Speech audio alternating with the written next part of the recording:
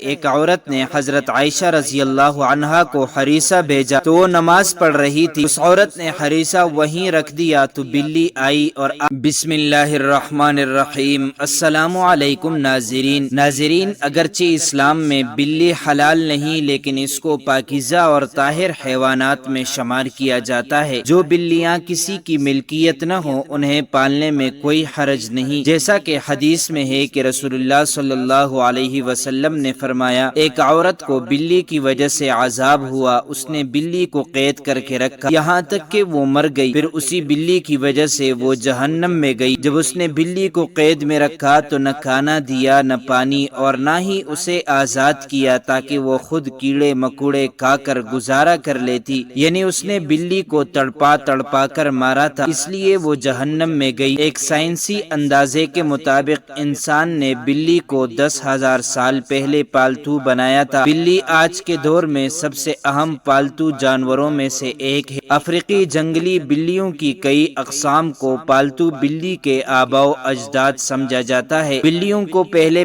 شاید اس وجہ سے سدایا گیا کہ یہ چوہے کھاتی تھی اور اکثر اوقات جہاں اناج محفوظ کیا جاتا وہاں انہیں پالا جاتا تھا، لیکن بعد ازاں ان کو انسان کے دوست اور پالتو جانور کے طور پر بھی پالا جانے لگا۔ بلیوں کے جسم پر لمبے یا چھوٹے بال ہوتے ہیں جن کی بنیاد پر ان کی اقسام اور نسلوں کا تعین کیا جاتا ہے۔ آئیے آپ کو وہ حدیث بتاتے ہیں جس میں بلی کے متعلق ذکر کیا گیا ہے، لیکن اس سے پہلے آپ سے درخواست ہے کہ اگر آپ نے ابھی تک ہمارے چینل کو سبسکرائب نہیں کیا ہے تو جلدی سے سبسکرائب کر کے بیل آئیکن کو بھی پریس کیجیے۔ ناظرین مکرم، روایات سے یہ بات ثابت ہوتی ہے کہ بلی اگر کھانے میں کچھ کھا جائے یا پانی پی جائے تو وہ پلید اور نجس نہیں ہوتا، کیونکہ حدیث مبارکہ ہے ایک عورت نے حضرت عائشہ رضی اللہ عنہا کو حریصہ بھیجا تو وہ نماز پڑھ رہی تھی۔ اس عورت نے حریصہ وہیں رکھ دیا تو بلی آئی اور آ کر اس میں سے کھا گئی۔ حضرت عائشہ رضی اللہ عنہا نے نماز کے بعد اسی جگہ سے حریصہ کھایا جہاں سے بلی نے کھایا تھا اور فرمایا، لا شبہ رسول اکرم صلی اللہ علیہ وسلم کا فرمان ہے کہ بلی پلید اور نجس نہیں بلکہ یہ تو تم پر آنے جانے والیاں ہیں۔ حضرت عائشہ رضی اللہ عنہا بیان کرتی ہیں، میں نے رسول اکرم صلی اللہ علیہ وسلم کو بلی کے بچے ہوئے پانی سے وضو کرتے ہوئے دیکھا ہے۔ ناظرین مکرم، جہاں تک گھر میں بلی پالنے کا سوال ہے تو فقہاء کا کہنا ہے گھر میں بلی پالی جا سکتی ہے، ایسا کرنے میں کوئی حرج نہیں، کیونکہ بلی نہ ہی موذی جانور ہے اور نہ ہی نجس۔ ہر شخص کو معلوم ہے کہ اس میں کوئی نقصان نہیں، بلکہ بلی گھر میں رکھنا فائدہ مند ہے۔ گھر میں پیدا ہونے والے کیڑے مکوڑے اور چوہے وغیرہ کھا جاتی ہے۔ ماہرین کے مطابق بلی کے پیار میں اللہ نے ڈپریشن کے مرض کا علاج رکھا ہے۔ اس کے بالوں میں خاص قسم کے بیکٹیریا پائے جاتے ہیں، انسانی جسم میں ڈپریشن کو کم کرنے میں مدد دیتے ہیں۔ چنانچہ پالتو بلی کو اپنے ساتھ لپٹا کر بٹھایا اور سلایا جائے، یہ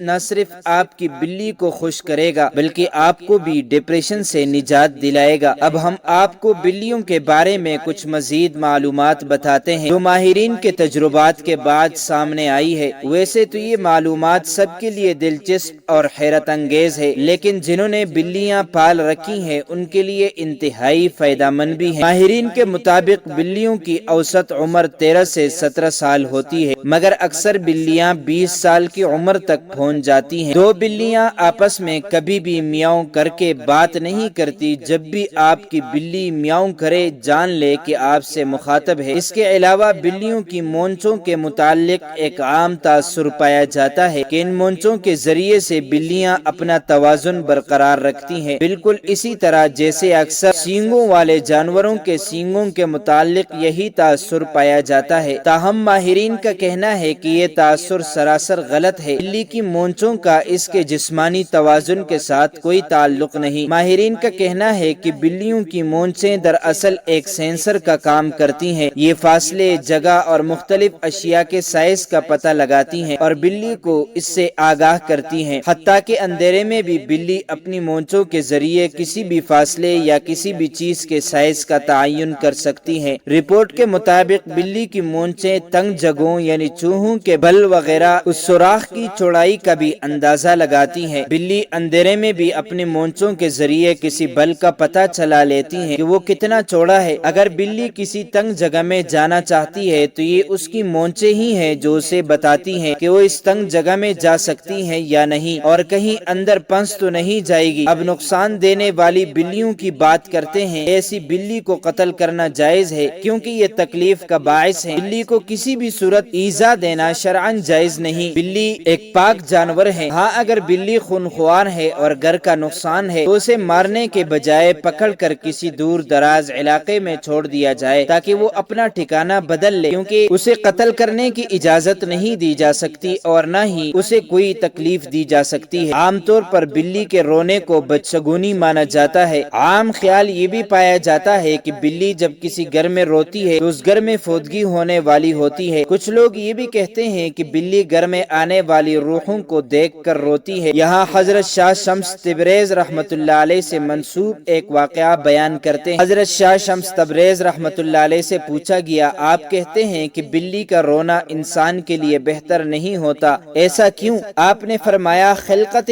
آدم سے لاکھوں سال پہلے جب زمین پر جنات رہتے تھے، کچھ مخلوقات سے جنات نفرت کرتے تھے تو کچھ سے پیار۔ ویسے ہی جنات کا راجا عزازیل، جس کی ایک بیوی تھی جس کا نام کبیرہ تھا، وہ بلیوں سے پیار کرتی تھی اور اس کے آس پاس بلیاں ہوا کرتی تھی، اور یوں جنات اور یہ بلیاں ساتھ ساتھ رہنے لگی، پیار کرنے لگی۔ بلیوں کی جتنی بھی نسل زمین پر موجود تھی، اسے کوئی تکلیف ہوتی تو اس کا بدلہ جنات لیا کرتے تھے، لیکن جب اللہ نے جنات کی طاقت کو محدود کیا، ان کے لیے صرف رات کو رکھ دیا، تو یہ سلسلہ جانوروں اور جنات کا ٹوٹ گیا۔ لیکن کبیرہ نے کہا، اے میرے اللہ، ہمیں اتنا تنہا نہ کر، ہمیں اتنا اکیلا نہ کر۔ تو کچھ جانوروں کو یہ طاقت دی گئی کہ وہ جنات سے بات کر سکیں اور انہیں دیکھ سکیں۔ ان جانوروں میں بلیاں بھی شامل ہیں۔ اصل میں جنات کے ایام جو وہ زمین پر بسر کرتے ہیں، انسان سے 7 دن آگے ہوتے ہیں۔ جو زمین پر ہوتا ہے وہ 7 دن پہلے جنات دیکھ چکے ہوتے ہیں۔ تبھی جب کوئی مرنے والا ہوتا ہے، جس گھر میں انتقال ہوتا ہے، وہاں جو فرشتے آتے ہیں، اللہ نے بلی کی آنکھ کو یہ طاقت بخشی ہے کہ وہ جنات کو دیکھ سکے اور فرشتہ موت کو دیکھ سکے، تو وہ درد بری آواز میں رونے لگتی ہیں، یہ بتانے لگتی ہے، اے انسان، یہ زندگی جسے تو ہمیشہ کے لیے سمجھتا ہے، جیسے یہ آج مرنے والا ہے ویسے ہی سب مر جائیں گے، اپنے اعمال بہتر کرو۔ تو لوگوں نے کہا، اے اللہ کے ولی، اگر ہمارے گھر کے آس پاس کوئی بلی روئے تو ہم کیا کریں؟ تو شاہ شمس تبریز رحمۃ اللہ علیہ نے کہا، تم حسب توفیق صدقہ کیا کرو اور 27 مرتبہ چاروں قل کا ورد کر کے اللہ سے دعا مانگا کرو، اللہ ہر پریشانی سے تمہیں محفوظ رکھے گا۔ اللہ سے دعا ہے کہ وہ ہمیں تمام برائیوں سے دور رکھ کر نیک اعمال کرنے کی توفیق عطا فرمائے اور ہمیں نبی مکرم صلی اللہ علیہ وسلم سے سچی اور پکی محبت نصیب فرمائے، آمین۔ معزز ناظرین، امید کرتا ہوں آپ کو یہ ویڈیو اچھی لگی ہوگی۔ مزید معلومات کے لیے ہمارے چینل کو سبسکرائب کیجیے۔ اگر زندگی کے لمحات مزید باقی رہے تو آپ کے لیے ایک اور بہترین ویڈیو لے کر حاضر ہوں گا۔ تب تک کے لیے اللہ